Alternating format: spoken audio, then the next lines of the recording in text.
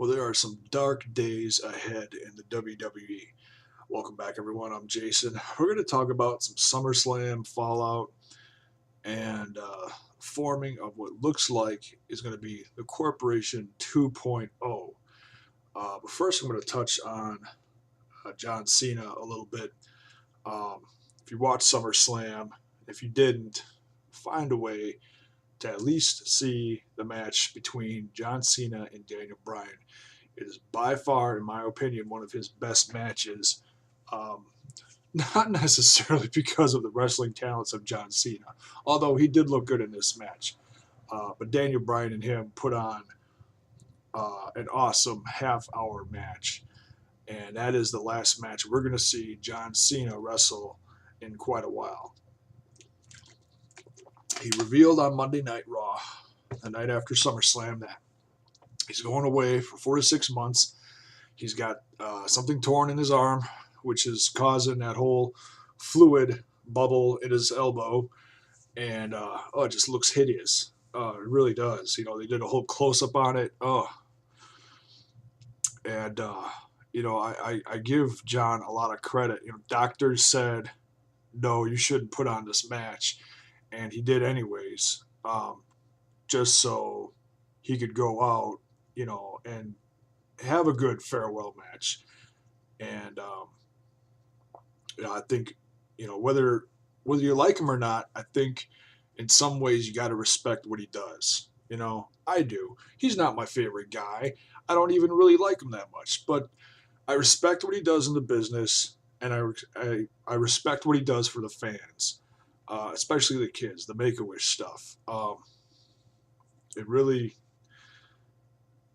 I really appreciate what he does for the fans, and it was almost hard to watch him say goodbye. I mean that that LA crowd or wherever it was last night at Raw, that was, man, they were hard on him. They really were, and I'm sure it was hard for him to say goodbye. So nonetheless, praying for you, John. Hope you go take care of yourself, take as much time off as you need, and come back healthy, because fans know and I know when he's injured and he does come back, he always comes back way too early. And yeah, he needs just to go away, go get healthy, and come back. Don't come back 80%. Don't come back 90%. Come back 110%. So, and I hope he takes full advantage of this. But that being said, let's get to the heart of this video. Looks like from the fallout after John said goodbye, then Daniel Bryan comes out, and it's the whole humiliation and the banning from the building of Daniel Bryan. And if you break this down and look at everyone involved, it certainly looks like it is the corporation. Before I get into that, um, watching this all unfold post SummerSlam is pretty cool to me, because when I started watching wrestling again, I didn't watch during the Attitude Era. Well, I did, but I wasn't watching the WWF, the WWE as they like to say. Um, I was watching WCW. When I started watching again in the mid to late 90s, I was watching guys like Scott Hall, Kevin Nash, Hollywood Hogan, Goldberg, DDP, all those guys, the Steiner brothers, Sting. Who was all in Nitro and Thunder back then. That's who I loved. That's who I watched. WWF didn't interest me at all, so I missed the whole corporation Attitude Era stuff. They had Vince McMahon at the head. Rock was the corporate champ. Big Boss Man was like a muscle figure, and now this is,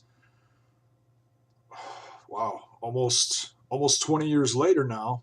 This is, version 2. You've got Vince McMahon is the head guy. You've got the Stooge GM, Brad Maddox, the matchmaker, so to speak. Enforcing his abilities backstage and kind of punishing those who don't go along with the whole what the head guys say, what Triple H does. If you disagree with it, then you're going to have to deal with what Maddox enforces. And he made that very clear in this episode. He put, well, first of all, they banned Stephanie, banned Daniel Bryan, and the crowd was really pissed off about that. That was, man, you want to see a crowd fired up, man. They really made that look good. Then they showed what Dolph Ziggler said about Triple H, and they put Dolph Ziggler in a 3-on-1 match against the Shield, and that's not the only one. So they put the beating on Dolph Ziggler, 3-on-1, and that was actually a good match. Obviously, the Shield won that one, and punished him pretty good. And then later on in the show, they did the same thing to Big Show and put him in another. The Shield had another match, 3-on-1. Only this one, all 3 members of the Shield were allowed in the ring at the same time. Obviously, you need that for a guy as powerful as the Big Show. But to no avail, the Shield won again. They clobbered Big Show, even triple powerbombed him at the end, like they've done before, but it was a little more impressive this time, I think. It wasn't just they came out of the ring to punish him. They punished him through the whole thing. Well, not the whole thing, but you get what I'm saying. They did what they came down there to do, and they put a hating on him. And the Shield was even brought back a 3rd time to rough up Daniel Bryan at the end of the show when they did the whole coronation of Randy Orton at the end of Raw. And was even followed up by an RKO from the champ himself. And seeing everyone in the ring, you got Vinnie Mac at the head. You've got his daughter, $1 billion princess, Stephanie McMahon, executive VP, Triple H, the COO, and Orton as the corporate champ. And you also got the Shield as the muscle, which is very similar to what Big Boss Man was back in the Attitude Era. So you've got all these parts, looking very similar to how it looked almost 20 years ago. And we might even see more pieces fall into play here, as in more people joining them. And can't forget Maddox. Maddox obviously is part of this too because he's running Raw. Is this also going to play in on SmackDown? Probably. I wouldn't be surprised. How much Stephanie McMahon is going to follow their lead, I don't know. We'll have to see. She's a force to be reckoned with, but is she going to listen to everything the heads say, as in Stephanie, Triple H, and Vinnie Mac? We'll have to see. If you watched, there was not a lot of response when Orton came down to the ring for the coronation. The whole roster was standing at the top of the ramp. And the only one clapping that I saw, I might have missed 1 or 2 other guys that might have been, reacting to it. But the only one that I saw reacting to it was Teddy Long. And I think this is going to be a heel turn for Teddy Long. I think he's going to take over SmackDown again, but only this time he's not going to be the holla holla guy. He's going to be the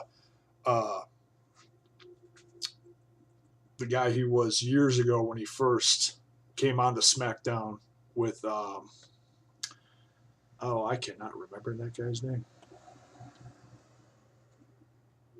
But anyways, when he first came onto SmackDown as like a managerial figure about 10, 15 years ago, I believe it was.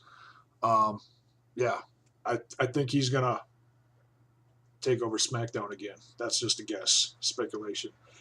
Uh, he's obviously for this whole corporation part deuce going on.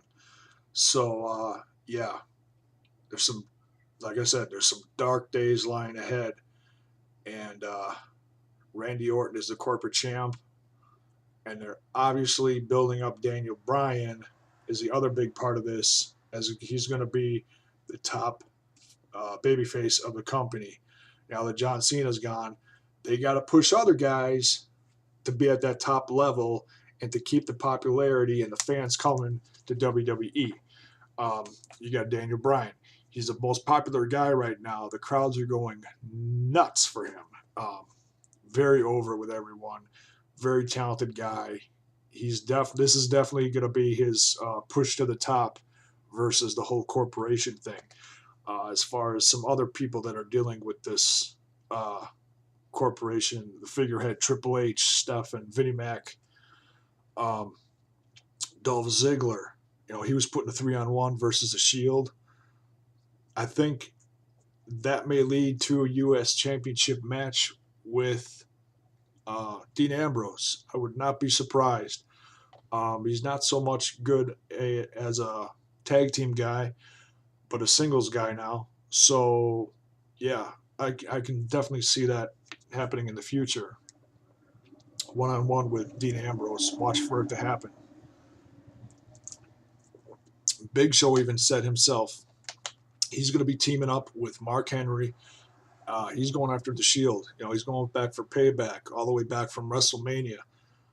He's been getting a beatdown on from Roman Reigns and Seth Rollins and Dean Ambrose, the Hounds of Justice. So yeah, I would not be surprised if Big Show and Mark Henry go up against him. Go against the Shield. Watch for that to happen. And obviously we got Daniel Bryan getting some revenge on Randy Orton. Watch for that coming up at Night of Champions. That's going to be set up soon. So that's my thoughts. I'm really going to enjoy this because, like I said, I didn't see the corporation, the first version of it back in the Attitude Era. So this is part deuce, part two, a whole new generation of guys that they're pushing. You got the Shield, you got Daniel Bryan, you got Randy Orton as the corporate champ, and all the figureheads, and Brad Maddox as the Stooge GM. This is going to be very fun to watch, and I honestly think, with the heel turn of Randy Orton and Triple H, this is going to play out till WrestleMania. Honestly, I really think they are. They're going to stretch this out to Mania. They're probably going to add more characters, and yeah, like I said in my SummerSlam prediction video, I think this is going to lead to more big legend comebacks to go up against, to A, help the corporation, and B, go up against the corporation. I would not even be surprised if this leads to a figurehead in the corporation to branch off because of their swollen ego, and I'm talking about Triple H turning on Vince McMahon and making this even bigger than him. Yeah, I see it coming, which would lead to Vince McMahon turning babyface and bringing back someone, maybe Stone Cold Steve Austin. Yeah, I can see all this playing out over the course of the next half year, leading up to WrestleMania around that time. So those are my thoughts. This is going to be a lot of fun. Hope you enjoy it. I know I am. What are your thoughts of the whole corporation thing? Triple H / Orton heel turn, going up against Daniel Bryan? Leave it in the comments. Let me hear back from you. All right. Thanks for watching. We'll talk to you soon.